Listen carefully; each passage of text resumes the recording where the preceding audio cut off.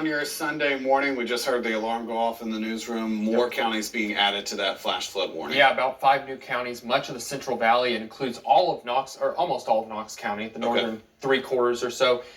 Pretty substantial flash flooding concerns. We've seen 2 to 4 or 5 inches of rain, especially up closer to the Kentucky border. I mean, we're not even close to being done with this, Austin. We could see another 2 to 4 inches widespread.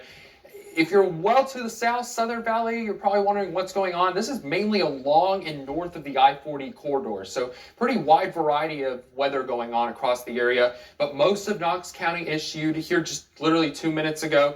Jefferson County, Union County, Granger County, Anderson County, all of these counties, at least part of them, are under this new flash flood warning until 2 o'clock, but also still Scott and McCreary counties, as well as Campbell County and far western Claiborne County, all under these flash flood warnings. You can see that issued or just now showing up on our screen. The flashing is the flash flood warnings, and this just continues to drift off towards the south and east. So if you haven't seen it yet, you likely will end up seeing some sort of rain through the day, but the most concerning areas are closer towards the Scott-McCreary County border, where we've seen rain pretty much all day long. In fact, it's a particularly dangerous situation. Considerable tag flash flood warning for the Pine Knot community in much of the southern half or so of McCreary County.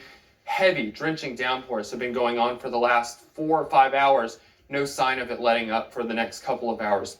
But really watching now Jefferson County, northern Sevier County, as well into Cott County. This is some torrential downpours.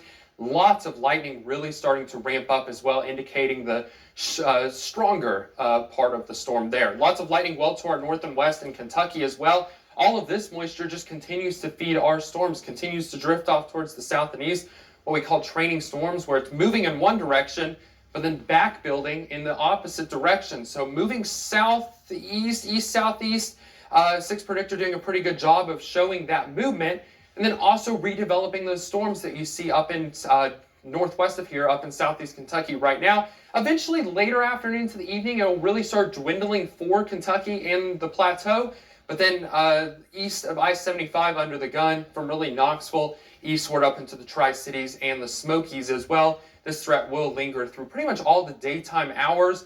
Once we get past sundown, we can really breathe a sigh of relief, as it'll be a lot more isolated and a lot lighter the later and later we go. By around midnight or so, sure, an isolated sprinkle or light shower can be rolled out, but I'd say it's mainly clearing by the time we get past midnight. New flash flood threat today does include a high risk, similar to yesterday, pretty much Knoxville northward. So where we have the flash flood warnings right now, a high risk for flash flooding, moderate, and then low to the Southern Valley. Some of us in the Southern Valley, Southern Plateau, may barely see any rain at all through the entirety of the day. But flash flood watch still is in effect for just about everyone except Fentress and Cumberland counties. An additional 2 to 4 inches do look possible. Kind of this thin swath, but we've seen 2 to 5 inches. So 2 to 4, even an isolated 5-inch right on the McCreary, Scott, Claiborne County line, Campbell County line there, Tennessee-Kentucky border cannot be completely ruled out. That would be a pretty serious situation on top of an already pretty serious situation. But temperatures mid to upper 80s by the time we start to clear this rain out a little bit. But with how high the moisture content is, look at the heat index values. Mid to upper 90s to even some low triple-digit heat index values. And with the moisture in place, and I think we quickly clear out overnight, that means first thing for your Monday morning, we will see a little bit of patchy fog the way it looks. That clears out very quickly. Low 90s tomorrow and Tuesday, and then mid to even some upper 90s look possible for the Southern Valley. But it's not just the heat that's concerning. Full sunshine, also with how much humidity, we're talking about heat index values, 105 plus, Austin. Can't completely rule out an isolated storm each and every day, but overall with the high pressure building, it should be a much drier pattern with just the heat building.